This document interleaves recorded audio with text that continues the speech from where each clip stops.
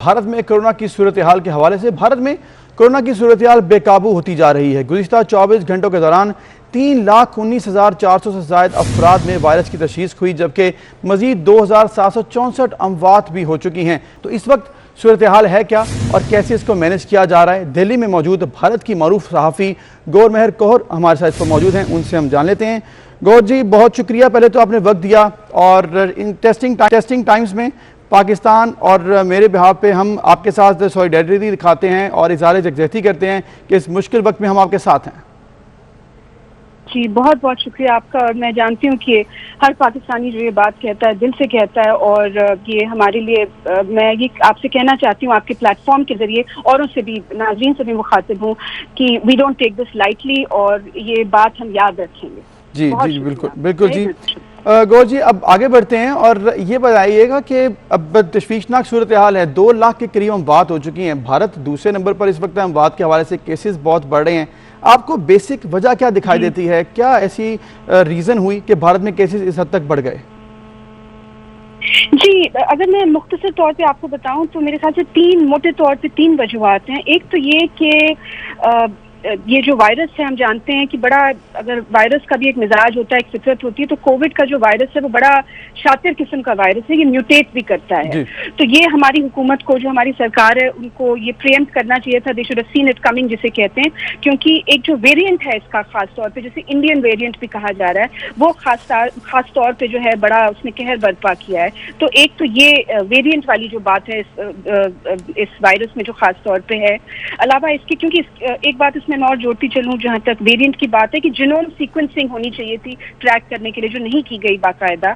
दूसरी बड़ी बात जिसके बारे में काफी खुल के बातें भी हो रही हैं और आवाम में गुस्सा भी है, जो जिसका मुजाहरा भी हो रहा है, वो है कि हमारे यहाँ सियासी रैलियां बहुत हुई। कुछ सूबों में हाल ही में इलेक्शन हुए हैं और इलेक्शन हुए भी इस तरह से हैं कि कई फेजेस में किए गए हैं, क्योंकि जो रूलिंग पार्टी है उसको ये लगा कि अगर इस तरह से किए जाएं, मतलब इतना फैला के किए जाएं ताकि वो ज्यादा रैली, बीच बीच में ज्यादा रैलियां कर सकें।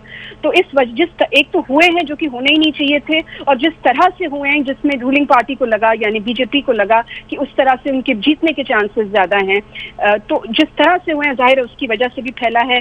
फिर एक मजहबी मेला कह लीजिए, कुंभ मेला जो हुआ है, वहां पे बहुत सारे लोगों का जमावड़ा था वहां पे। और एक हैरत की बात मैं आपको ये बताऊं कि ये मेला जो है, कुंभ मेला, आमतौर पे 12 साल में होता है, ये 12 साल इसकी साइकिल है। लेकिन इस बार ये 11वें साल पर इन्होंने कर दिया, क्योंकि गालिबन किसी ज्योतिषी क्या कहें, किसी नजूमी ने इनको बताया कि ये साल जो है शुभ है, ये मुबारक मौका है। तो 11वें साल में, जबकि इसको कायदे से 2022 में अगले साल होना चाहिए था, तो 11वें साल में, हाँ, इसको सिर्फ उस कंस्टिट्यूएंसी को जो कि अंधविश्वासी, जो कहते हैं, जो अंधभक्ति जिनकी होती है, उनको केटर करने के लिए, उनको पैंडर करने के लिए आपने 11वें साल में, ऐसे साल में जहां दुनिया भर में ये वबा फैली हुई है, आपने इसको करवाया। जाहिर सी बात है उसकी वजह से भी। और वहां पे भी एक चीज मैं जोड़ती चलूं कि वहां पे भी दोहरे पैमाने हैं। वैसे तो किसी भी मजहबी जमात को, चाहे वो हिंदू हो, मुसलमान, सिख, ईसाई, कोई भी हो, उनको सोचना चाहिए सोशल डिस्टेंसिंग, सारे नॉर्म्स प्रोटोकॉल के साथ उनको गैदरिंग्स करनी चाहिए। लेकिन यहाँ पे भी दोहरे पैमाने हैं।